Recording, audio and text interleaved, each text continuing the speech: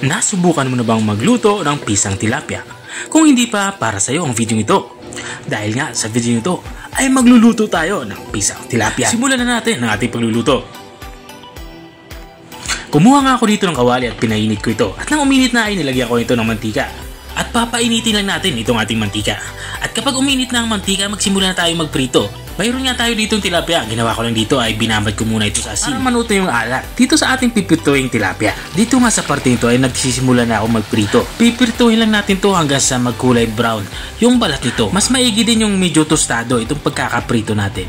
At dito sa parte ito ay binabaliktad ko nga yung ating mga pinipritong tilapia para yung kabilang side naman yung maluto. At makalipas nga ng ilang minuto ay naluto na itong atong first batch. Ang gagawin ko lang ay ililipat ko lang ito sa malinis na lagayan. Nilagyan ko nga din ng paper towel yung paglilipatan ko ng mga pininitong isda para masipsip yung mga sobrang mantika. At matapos natin mailipat ay tabi muna natin. At ilagay na din natin yung ating pangalawang batch na piprituhin. At kung nanonood ka pa rin hanggang dito sa part ng aking video, ibig sabihin ay nag-i-enjoy ka. Baka pwede mo na may comment kung tagsaan ka para alam ko kung hanggang saan umabot ang aking video. At natapos na nga tayo sa ating pagpiprito. Ang gagawin ko lang dito ay tatanggalin ko lang itong ating mantikang pinagprituhan. At maglalagay ako ng panibago. At dito nga sa parting ito ng aking video ay magigisa na tayo. Unang inilagay ko yung bawang. At isinunod ko na din itong ating sibuyas. Maglalagay na din ako dito ng kamatis. At dadagdagan ko na din ito ng kaunting luya. Makakatulong ang luya para mabawasan yung lansa ng ating nilulutong ulam.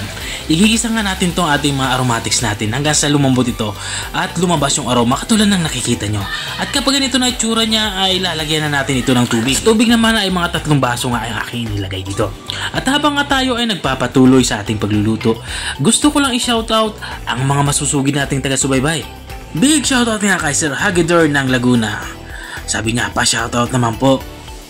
Shoutout din kay Sir Eduardo Donahan ng Zamboanga City. At kay Sir Jemmy Mateo ng Davao City. Maraming salamat sa walang sawang panunood at pagsubaybay dito sa aking channel.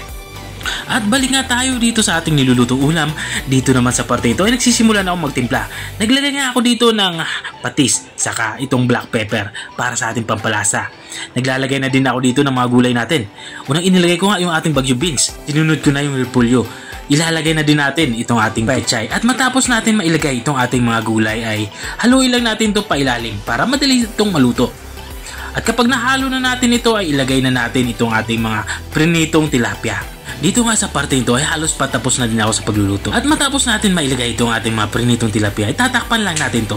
Isisimmer lang natin ito ng mga 1 minuto para maluto naman yung ating inilagay na mga gulay.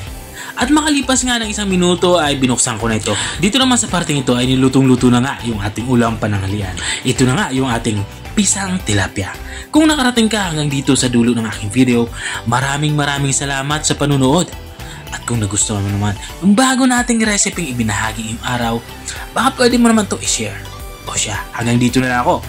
Kita-kita ulit sa mga susunod kong mga videos. Paalam, bye-bye!